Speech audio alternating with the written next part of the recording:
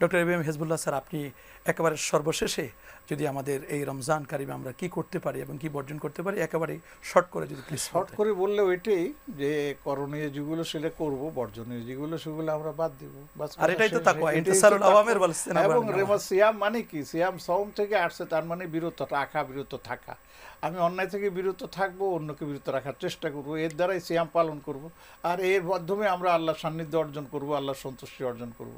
এটাই হচ্ছে আমার সিয়ামের মূল কথা। আল্লাহ আমাদের সবাইকে কবুল করুন। আপনি তো একজন হাফেজে কোরআন হিসাবে আপনি সম্মানিত হাফেজ সাহেবদের যারা তারাবি পড়াচ্ছেন তাদের ব্যাপারে কি নসিহা করবেন? সুবহানাল্লাহ, তাদেরকে বলবো যে কোরআনে কারীম আল্লাহ পাক আপনাকে হেফজ করার তৌফিক দিয়েছে, এটা আল্লাহর খাস রহমত।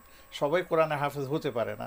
অতএব যারা হাফেজ হয়েছেন আল্লাহর উপরে কি যেন বলে ভরসা করে এই কোরআনে কারীম থেকে যেন নিজেরা বিচ্ছিন্ন না হয়ে যান, এদিকে আপনার চেষ্টা করবেন।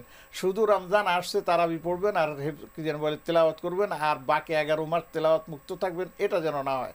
বরঞ্চ এখান থেকে শুরু, আজীবন এই তেলাওয়াত চলতেই থাকবে, উঠতে চলতে বসতে যখনই সময় পান কোরআনকে সাথে রাখার চেষ্টা করবেন ইনশাআল্লাহ। এবং এই হাফেজ সাহেব যারা তেলাওয়াত করছেন এবং যারা তারাবি নামাজ পড়াচ্ছেন তারা কি একটু ধীর স্থির ভাবে পড়ালে পাবলিক একটু উপকৃত হবে?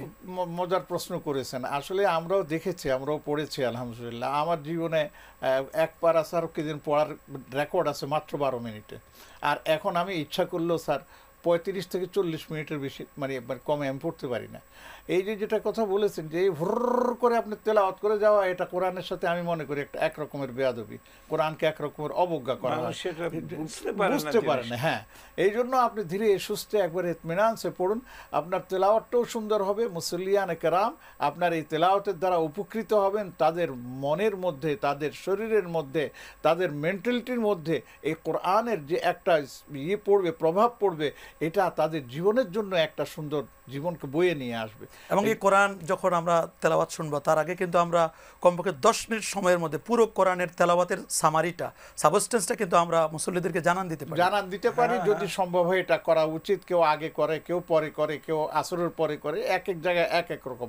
তবে এই রমাদানকে সামনে রেখে এই কোরআনের এই পেগামকে মানুষের মধ্যে ছড়িয়ে দেওয়ার এই সুবর্ণ সুযোগকে আমরা কাজে লাগাতে পারি। প্রত্যেক দর্শক শ্রোতা তারা যেন কোরআনের অ্যাটাচমেন্ট তাদের সাথে যেন তৈরি হয়, কোরআন মুখী যেন রমজানটা যেন হতে পারে, আমরা তার জন্য সবাইকে আহ্বান জানাচ্ছি। জি, ধন্যবাদ আপনাদের দুজনকে।